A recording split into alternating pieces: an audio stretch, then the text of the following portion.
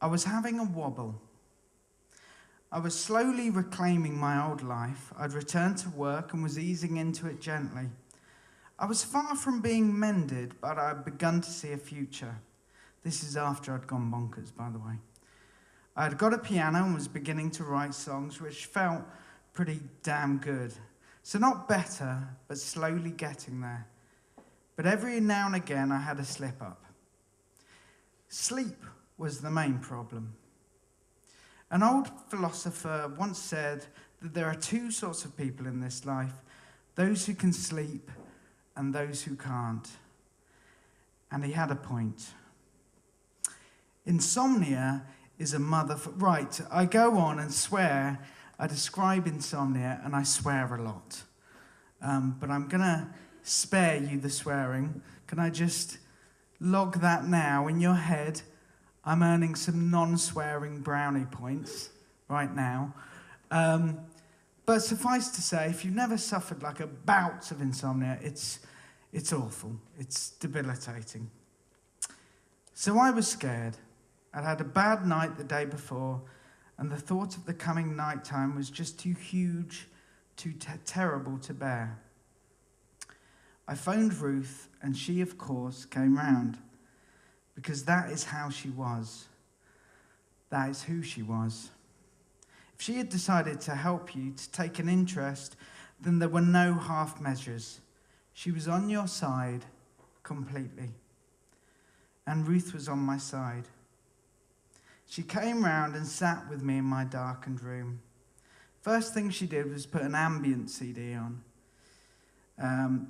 Ambient and woozy, it filled the room, and its calmness sat around her. It didn't go anywhere or progress, but that's not what I needed. I just needed the sounds, the echoes, the growing swells, and the light of my red lamp catching the side of her face. And I've got something else for you. She reached into a bag. Now this is something special. She pulled out a kid's book. The illustration on its cover showed a lovely old fisherman, resplendent with beard and black fisherman's cap, holding a happy-looking cat in his arms. This is the Mousehole Cat, said Ruth proudly. Perfect bedtime reading. Fancy it? And she goes on to read me this book. It starts at the far end of England, a land of rocks and moorland stretches itself out into a blue-green sea. Between its high headlands lie tiny sheltering harbours where the fishing boats hide when the winter storms are blowing in. So she reads me this book, and it's the story of Mousehole. One winter, there's big storms, and no one can go out to fish. So Tom and Mauser go out one time, and there's a storm cat in the ocean, and the Mauser purrs the great storm cat into a nice submissive kitten. And then they come back, and the members of the village light the shore. It's a great book, by the way. They light the shore so they can see their way back. And every year, they sort of celebrate that.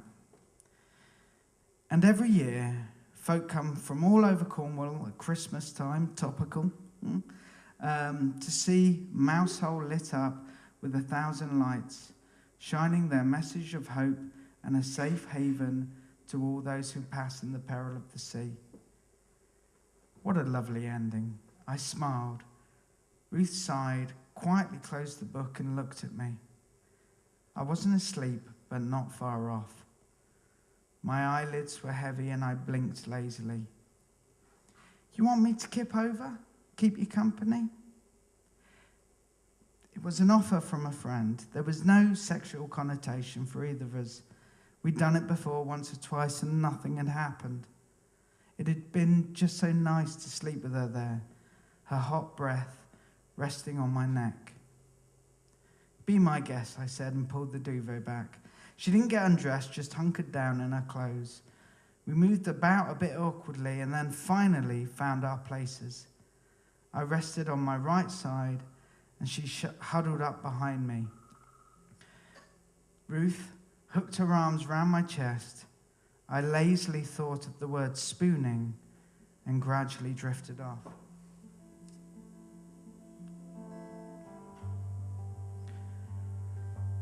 Although I got a good few hours, I did wake up later.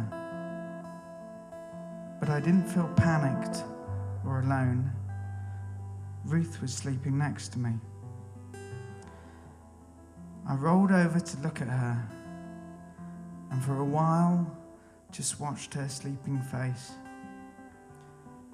There was a strange, delicate intimacy, a hushed secret to watching her sleep. In the distant night, a police siren echoed through the streets, and her brow furrowed slightly as she traversed her dreams. I wondered about the pictures in her head. Perhaps she was sitting at the helm of a little fishing boat, trying to appease the great storm cat as the distant lanterns light up the shore. Under stormy skies, adrift in a slackening sea, returning home as the clouds lifted and cleared, alone with her Tom, alone under a thin moon. I listened to her breathe, soft and gentle and steady. I was awake, but it was okay. Ruth was there. I watched her sleep. I watched her dream.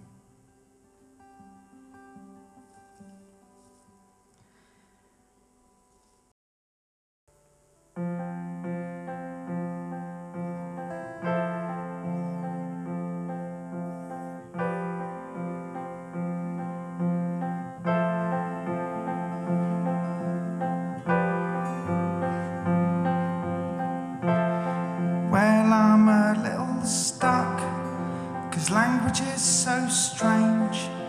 But I've been thinking of a certain turn of phrase. It's the kind of thing you hear when you're getting your change. And it's two little words I'd like to reclaim, 'cause your heart is so sweet. You protest, but it's true. And it feels so much a mistake to be you. And when you say it happened on your watch, I don't know where to start. All I can say is it wasn't your fault, sweet heart.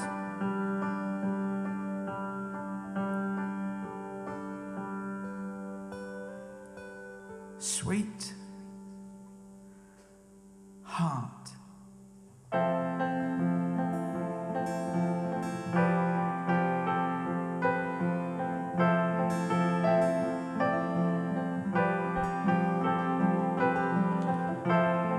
Well, it came like a wave, and I couldn't hide. And I was just so sick of swimming against the tide. But now I'm on the shore, and the salt in my eyes. But through the blur, I can see sunny skies. And I never thought the sky could be this blue. And it's a new start, and all I can say is I'm here with you.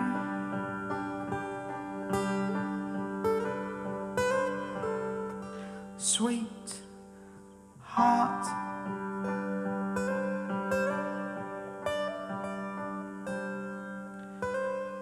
Sweet, sweet heart.